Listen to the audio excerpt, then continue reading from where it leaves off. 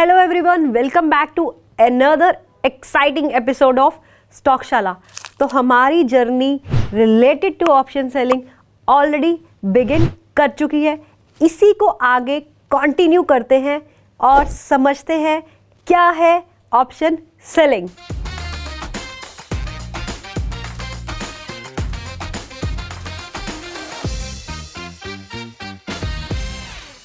देखो, ये हमने समझ लिया क्यों करनी है हमें ऑप्शन सेलिंग, कैसे करनी है, कैसे बिगिन होगी, उसको पहले हमें समझना पड़ेगा। तो जब भी हमें आके ऑप्शन सेलिंग करनी है, इसके लिए हमें ट्रेड्स एग्जीक्यूट करने हैं। ट्रेड एग्जीक्यूशन हम कैसे करेंगे, उनके क्या टूल्स है, क्या रिक्वायरमेंट्स है, उसको समझते हैं। इसके लिए सबसे पहले हमें चूज करना है एक ब्रोकर। देखो, ब्रोकर हमेशा हमारा एक ब्रिज रहता है, हमारा जो चैनल है वो कंट्रोल करता है बिटवीन एन एक्सचेंज और जो एक अल्टीमेट ट्रेडर है, उसकी जो कनेक्शन है, उसको जो ज्वाइन करता है वो होता है एक ब्रोकर। एक चीज समझिएगा, ब्रोकर आपको जो भी सर्विस प्रोवाइड कर रहा है, एवरी डेटा एंट्री, यानी कि अगर आप कोई भी ऑर्डर पंच कर रहे हैं उसके अगेंस्ट वो कुछ चार्जेस लेता है जो होते हैं ब्रोकरेज चार्जेस।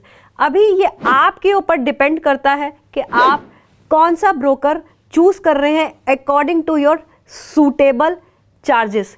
मैं सजेस्ट करूंगी एज अ बिगिनर आप किसी भी डिस्काउंट ब्रोकर को प्रेफर करें, क्योंकि इनिशियली आप बर्डन ऑफ ट्रांजैक्शन चार्जेस को लर्निंग फेज में अपने ऊपर नहीं रख सकते हैं। So now comes a topic जो मोस्ट इंपॉर्टेंट है एक ऑप्शन सेलर के लिए, वो है मार्जिन रिक्वायरमेंट। मैंने आपको ऑलरेडी प्रीवियस एपिसोड में समझाया है कि ऑप्शन सेलर की जो मार्जिन रिक्वायरमेंट होती है क्यों और कैसे ज्यादा रहती है comparatively to an option buyer. Miss कर दिया है, वापस जाके देखो, दोबारा समझो कि क्यों उसकी जो रिक्वायरमेंट है वो ज्यादा है। तो एक ऑप्शन सेलर जब भी किसी स्ट्राइक को सेल करता है, मान लीजिए कि मैंने आके एक कॉल की स्ट्राइक एटीएम की सेल कर दी, इससे मैं बोलूंगी कि ये एक नेकेड कॉल मैंने शॉर्ट की है। तो इस नेकेड कॉल को शॉर्ट करने के लिए मुझे रफली एक 3 लाख और अराउंड का जो मार्जिन है वो पे करना पड़ेगा एक्सचेंज को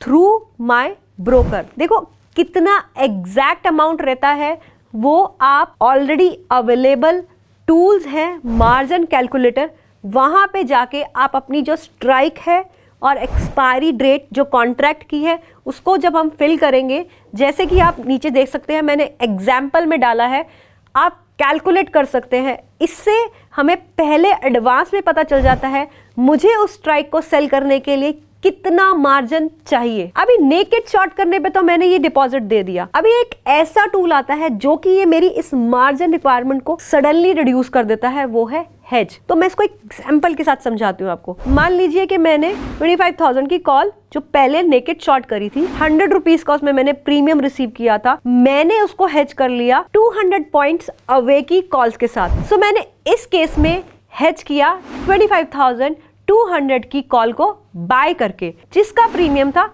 60 रुपीज का। सो मैंने 100 रुपीज का रिसीव किया और 60 रुपीज का एज अ बायर पे किया। तो इस केस में मुझे मार्जिन बेनिफिट मिलता है और जो मेरा मार्जिन रिक्वायरमेंट है काफी हद तक रिड्यूस हो जाता है। जैसे मैंने कैलकुलेट किया था मेरे नेकेड कॉल का जो मार्जिन रिक्वायरमेंट है वो क्या आया है, सेम टूल पे जाके आप अपने हेज के साथ मेरा नया मार्जिन रिक्वायरमेंट कितना आ रहा है उसको भी जाके कैलकुलेट कर सकते हैं।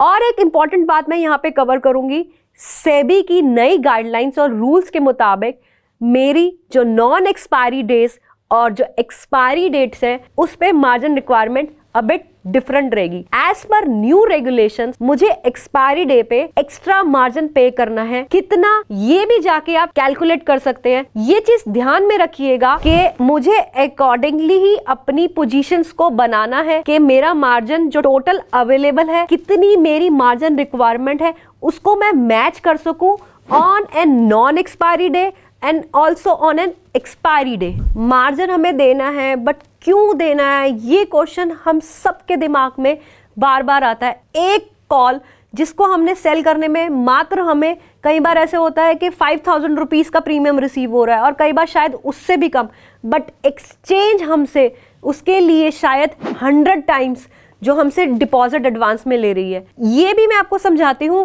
किस लिए होता है। देखो, जब हम एक ट्रेड शॉर्ट करते हैं, हमारे जो रिस्क उसमें इन्वॉल्व हैं तब तक रहते हैं जब तक कि हमें इसको क्लोज नहीं किया। तो मैंने किसी स्ट्राइक को अगर सेल किया है, जब तक कि मैं इस ट्रेड को क्लोज नहीं करती, मेरे जो रिस्क है मार्केट में उस ट्रेड को ओपन रखने तक इसके साथ ही रहते हैं। कोई भी मूव आता है, अनसर्टेन इवेंट आता है, तो जब तक वो क्लोज नहीं होगा वो उसके साथ रहेगा। सो इन रिस्क को देखते हुए जो एक्सचेंज है हमसे पहले ही एक मार्जिन को एक फिक्स्ड डिपॉजिट की तरह हमसे ले लेती है। तो आप वो डिपॉजिट देने के बाद ही उस ट्रेड को कर सकते हैं, क्योंकि उस ट्रेड के साथ वो अनसर्टेन इवेंट्स आने की प्रोबेबिलिटी हमेशा रहती है। इसको कवर अप करने के लिए एज एन इंश्योरेंस एक्सचेंज आपसे वो मार्जिन एज अ डिपॉजिट लेता है। अभी देखो, समझते हैं इसको कैसे और क्यों, एक एग्जाम्पल के साथ। मान लीजिए आपने होटल में चेक इन किया, होटल आपसे रूम बुकिंग के टाइम आपसे चार्ज तो लेता है, बट साथ में एक डिपॉजिट लेता है कि मैं आपसे 2000 रुपीज एज अ डिपॉजिट ले रहा हूँ। इफ समथिंग गोज रॉन्ग, हमसे कुछ नुकसान हो जाता है, कुछ ब्रेकेज हो जाता है उनकी प्रॉपर्टी में कुछ एसेट्स का, तो वो उस डिपॉजिट में से कवर कर सके। या हमने कभी सुना होगा इवेंट्स आते हैं, कोई चीज़ थेफ्ट हो जाती है, तो अपनी सेफ्टी के लिए जो होटल ओनर है वो पहले ही एक डिपॉजिट ले लेता है। सेम एज आवर एक्सचेंज, उसे पता है ये रिस्क इन्वॉल्व है कि इस ट्रेड के साथ ये रॉन्ग हो गया तो ये लॉसेस आ सकते हैं, बाद में उसको वो इसी डिपॉजिट से सेटल करता है।